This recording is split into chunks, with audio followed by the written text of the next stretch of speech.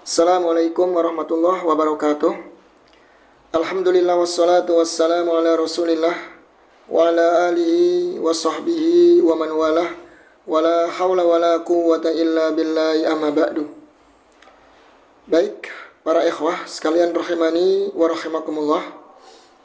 Alhamdulillah, di kesempatan kali ini kita akan masuk pada halaman ke-5 ya, dari kitab Mukhtarat Ringkasan Kaidah-Kaidah Bahasa Arab. Nah, pada halaman ke-5 ini penulis akan sedikit menyinggung atau menyampaikan terkait dengan kaidah ilmu shorof. Kita baca ya. Al-babus tsani, bab yang kedua. Al-babus tsani, bab yang kedua. Al-ismu, isim, min haitsu qawaidus sorfi, isim ditinjau dari segi kaedah-kaedah sorof. Isim ditinjau dari kaedah-kaedah sorof. Nanti akan dijelaskan apa itu makna sorof. Ya, dalam bahasa Arab antara ilmu nahwu dan sorof tidak bisa dipisahkan, teman-teman. Ya, antara ilmu nahwu dan sorof ini tidak bisa dipisahkan. Bahkan Imam Syafi'i pernah mengatakan, Ummul Arabiyyah as-sorfu wa abuha an-nahwu. Induknya bahasa Arab adalah sorof dan bapaknya adalah nahwu. Jadi ilmu shorof dalam bahasa Arab memiliki peranan yang sangat penting, sebagaimana tugas seorang ibu di rumah. Dia harus mencuci, mengurus rumah tangga, menyediakan makan untuk anak dan suaminya, dan seterusnya. Ya, berarti dalam bahasa Arab induknya yang punya peranan penting dalam bahasa Arab yang bisa menentukan membaca kitab adalah di ilmu shorof. Jadi teman-teman, kalau ilmu shorofnya kuat, ilmu shorofnya bagus, insya Allah akan mudah cepat baca kitab gundul. Kemudian yang kedua, kata Imam Syafi'i, wa abuha nahwu, dan bapaknya adalah ilmu nahwu. Nahwu itu kan hanya membahas tentang harokat akhir, ya, kedudukan harokat akhir dalam kalimat, dibaca kasroh, ya, atau dibaca dhammah akhirnya, atau dibaca fathah. Itu pembahasan ilmu nahwu. Ya, tapi untuk membaca semua kalimat ini perlunya ilmu shorof. Berarti peranan dalam rumah tangga yang paling besar siapa? Yang tugasnya paling berat adalah seorang ibu. Sebagaimana dalam bahasa Arab, ilmu shorof memiliki peranan yang sangat besar, ya, dalam menentukan seseorang bisa membaca kitab gundul. Kendati demikian, semuanya sama-sama penting, teman-teman ya. Sama-sama penting. Nah, kita langsung ke bawah.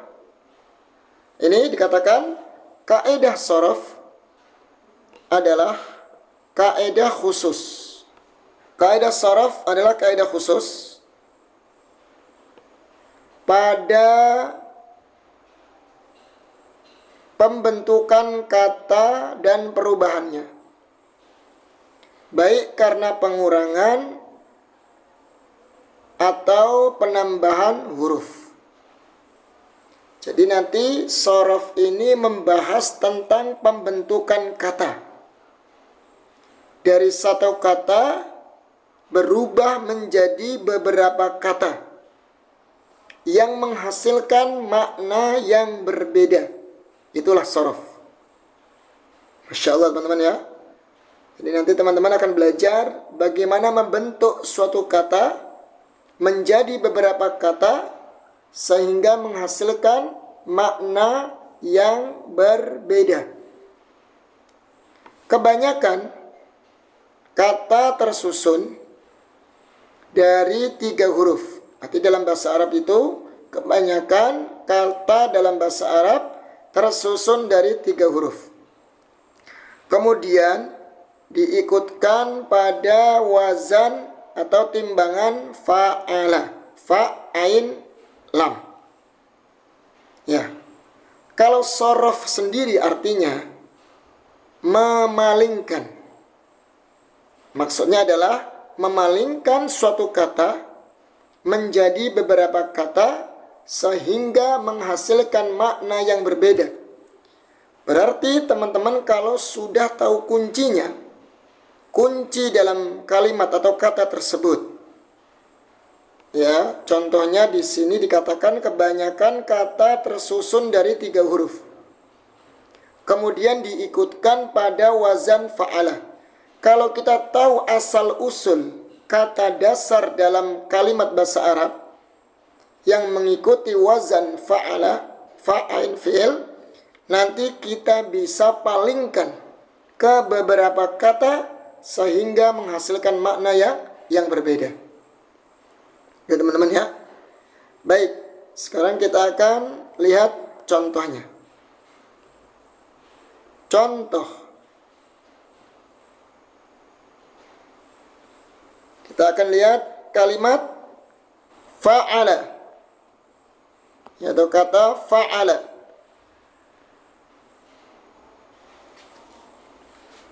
Fa'ala ikut wazan fa'ala. Perhatikan di sini teman-teman ya. Di sini harokatnya semuanya fathah.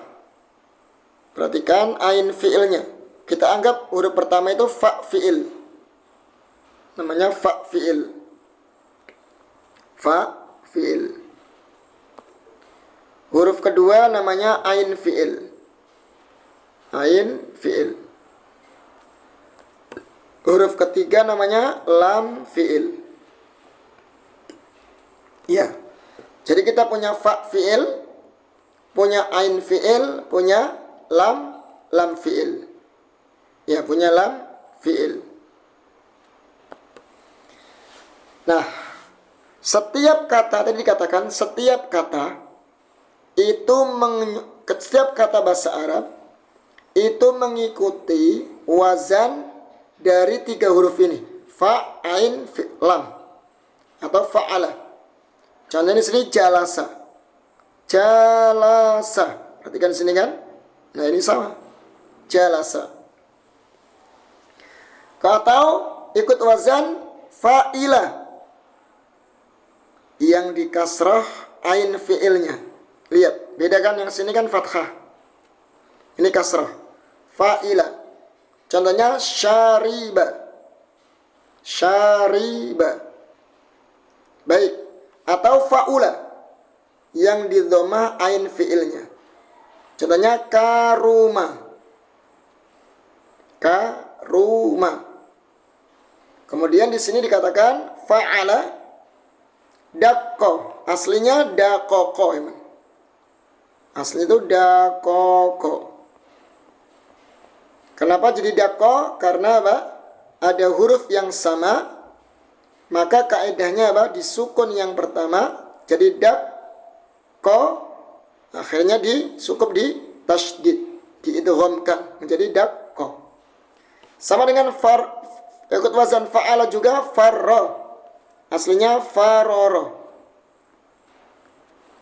Ya, sama kaidahnya jika ada 2 huruf yang sama, kemudian sama-sama berharokat, maka huruf yang pertama disukun dan ditasydid atau diidghamkan menjadi farro. Baik, saya akan jelaskan terkait masalah sorof ini. Ya, sebagai contoh teman-teman ya. Sebagai contoh ini. Di bawah sini aja ya. Nah. Tadi disebutkan bahwa sorof itu adalah memalingkan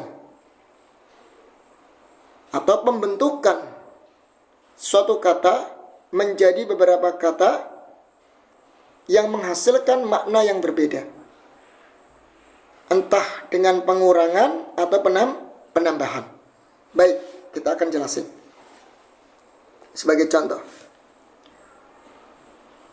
dari kalimat jalasa dulu aja ya. Jalasa dulu.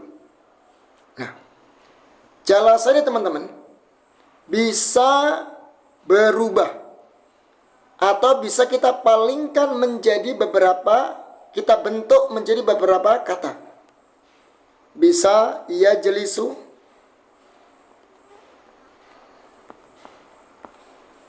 ya, ia jelisu. Bisa kita palingkan lagi menjadi julusan atau julusun.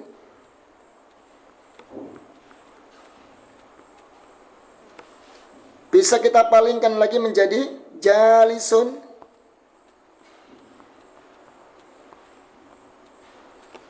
Bisa kita palingkan lagi menjadi ijlis.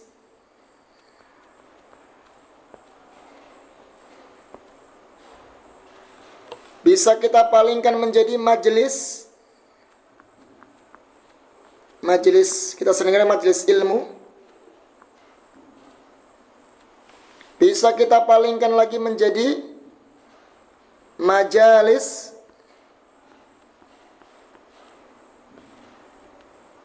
Dan seterusnya. Lihat teman-teman. Kuncinya cuman dari kata jalasa. Tapi lihat, bisa dipalingkan menjadi yajlisu, menjadi julusun, menjadi jalisun, menjadi ijlis, menjadi majlisun, menjadi majalis.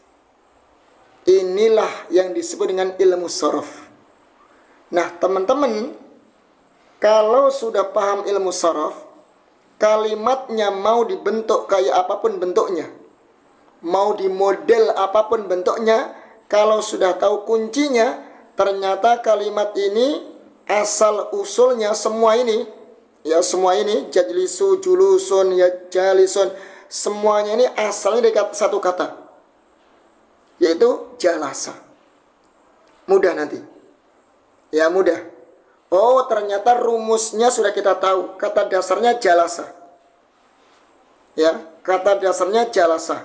Maka mau dipalingkan menjadi yajlisu, julusun, jalisun, ijlis, majlisun, majalis, ini mudah sekali. Dan kenapa dikatakan artinya berpaling dari suatu kata menjadi beberapa kata yang menghasilkan makna yang berbeda. Lihat, kalau yajlisu, kalau jalasa artinya telah duduk. Ini fi'il madhi, kemarin kita bahas ya, fi'il madhi. Kalau yajlisu, sedang duduk. Kalau julus, ini duduk. Kalau jalis, orang yang duduk. Kalau ijlis, duduklah. Ini fi'il amr. Kalau majlis, ya majlis, tempat untuk duduk. Bisa majlis ilmu, majlis ngobrol, bisa. Atau majalis, tempat-tempat majlis. Ini ya. Kuncinya dari kata jalasa, bisa dipalingkan menjadi beberapa kata yang menghasilkan makna yang berbeda. Dan ini nanti kita akan pelajari di pembahasan khusus tentang ilmu tasrif. Ilmu sorof yang menjelaskan, yang membahas tentang perubahan dari satu kata menjadi beberapa kata yang menghasilkan makna yang berbeda. Makanya teman-teman, kalau faham ilmu tasrif ini, kalimat bahasa Arab sekalipun tidak berharokat, kita bisa membacanya. Kenapa? Karena kita tahu ilmu sorofnya. Ya, ilmu sorof, ilmu cara membacanya. Ya, begitu ya. Ini pengenalan terkait masalah kaidah ilmu sorof. Iya, sama nanti dengan kata syariba. Bisa berubah menjadi masyrubun, bisa menjadi syaribun, dan yang lainnya. Sama dengan karuma, bisa menjadi karimun, ya, karimun, bisa menjadi apa? Yakrumu, dan seterusnya. Ini akan dibahas di pembahasan ilmu sharaf. Jadi intinya teman-teman, intinya muqaddimah di sini adalah bahwa kaidah sharaf adalah pembentukan suatu kata menjadi beberapa kata yang menghasilkan makna yang berbeda. Ya, dan kunci atau umumnya kata dalam bahasa Arab itu dari wazan fa'alah, 3 huruf. Ya, dari 3 huruf. Kemudian ditasrif, dipalingkan menjadi beberapa kata-kata yang lain, sehingga menghasilkan makna yang berbeda. Jadi kalau kita sudah tahu kuncinya, asal dasar kata tersebut mau dipalingkan, ya, bagaimanapun, insya Allah kita akan mudah untuk mendeteksinya. Baik teman-teman, mungkin demikian yang bisa disampaikan. Billahi taufiq wal hidayah. Wassalamualaikum warahmatullahi wabarakatuh.